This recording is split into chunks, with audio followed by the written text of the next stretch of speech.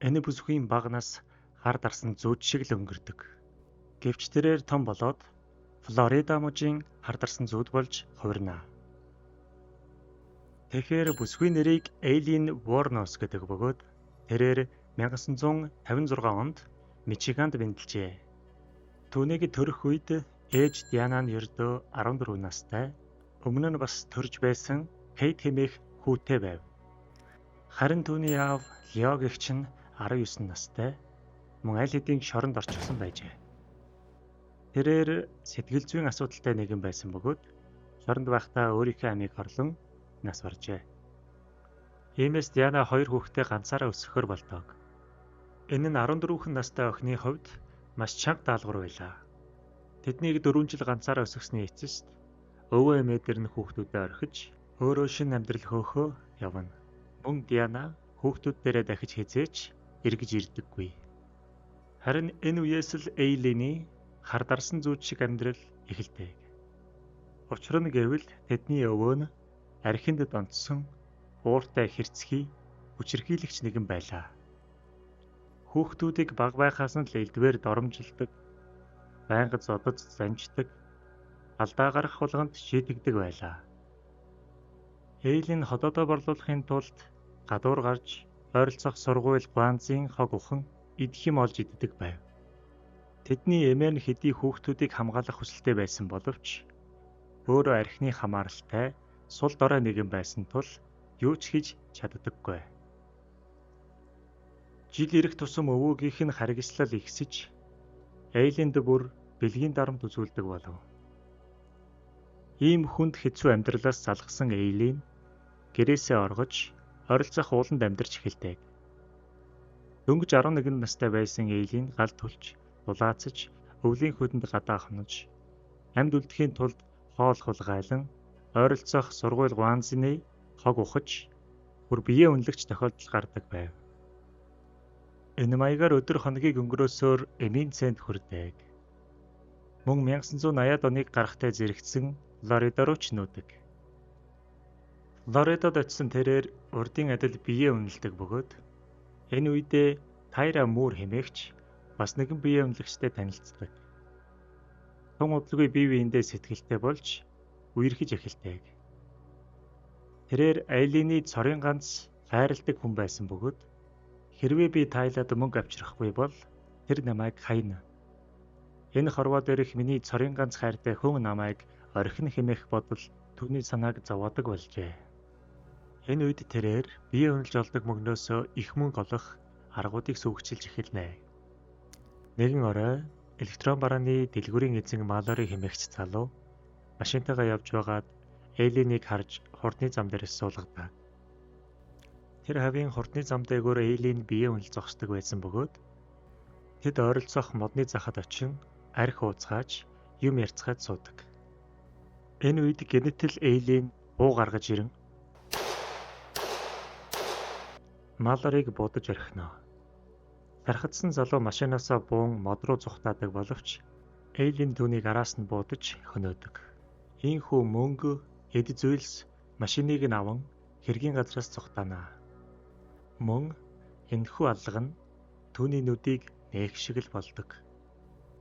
Хэдсэр бие үнэлж байж болох байсан мөнгө нэг гин шөнийн дотор олчихлоо штэ. Бас ломбард хэд зүйлс, машин. Гэсэн бодол түүний толгойд орж ирдэг. Ингээд мань хүн яг энэ аргаараа ажиллахаар шийджээ. Нэгэн орой барилгын ажилтан Дэвид Андрю Спирс хурдны замаар явж байгаад Eileen-ийг суулгадаг.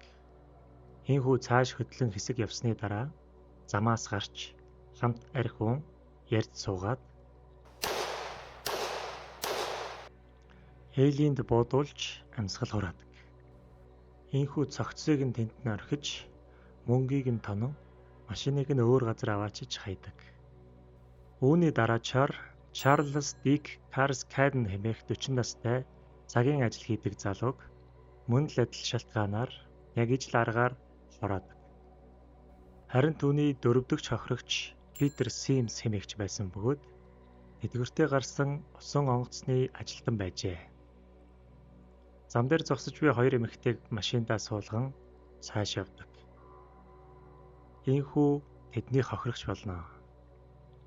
Энэ алгаа хийхдээ Эйлин найз сүхий Тайлатайгаа хамт явсан бөгөөд Симсийн машиныг унж яваад осол гарган ойроо зүхтааж ордог.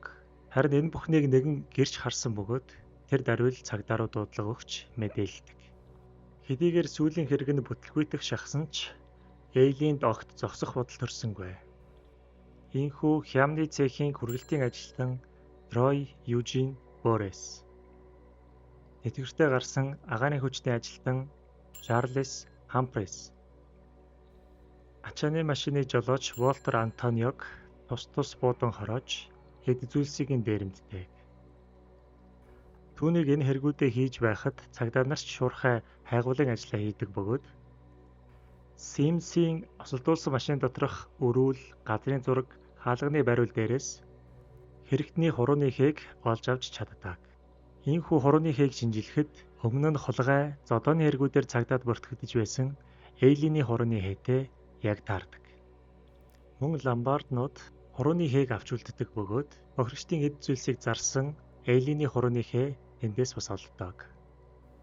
Ийхүү гэмт хэрэгтэн хэн болохыг мэдсэн цагдаа нар машины зогсоолууд, баар савууд, ижил хөрснүүдийн нийгэмлэгүүд, дэм буудлуудаар тэднийг хайж эхэлдэг. Энэ бүхнийг мэдсэн Тайра айж аав ээж рүүгээ очдог.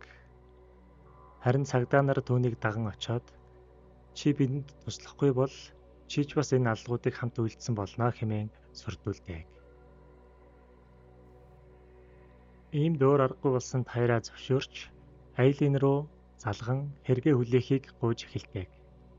3 өдөр ярилцсны эцэст Эйлин зөвшөөрч Тайра ямар ч буруугүй, би бүгдийг хийсэн хэмээн хэрэгээ хүлэв. Цагдаа нар түүнийг The Last Resort хэмээх баарнаас баривчилж авдаг бөгөөд шүүх хурлын үед Эйлин хохирогчид түүнийг хүчирхийлсэн бөгөөд тэрээр биеэ хамгаалахын тулд хороосон хэмээдэг. Гэвч хэргийн улмаар энэ бүхэнтэй тохирохгүй байсан бөгөөд Тайра энэ бүхнийг үгүйсгэж утасны дуудлагуудыг үзүүлэн 1-р зэргийн дэвсгэлсэн аллага байсан гэдгийг нотолдог. Ийхүү Эйлин цаазаар авах ял сонсож 2002 оны 10-р сарын 9-нд цаазын ялыг гүйцэтгэдэг. Харин Тайра цагдаа нартай хамтарч хэргийн нотлох баримтыг дэлгэсэн тул ямар нэгэн ял шийтгэл авалгүй үлддэг. Мөн энэхүү хэрэгээс сэтгүүлсэн Monster хэмээх кино 2003 онд гарч байсан бөгөөд Эйлиний дүрийг бүтээсэн жүжигчин тус дүрээрээ Оскарын шагналыг хүртэж байжээ. Илүү сонирхолтой гэмт хэргийн тайлбарын талаар сонсохыг хүсвэл манай сувгуудад нэгдээрэй.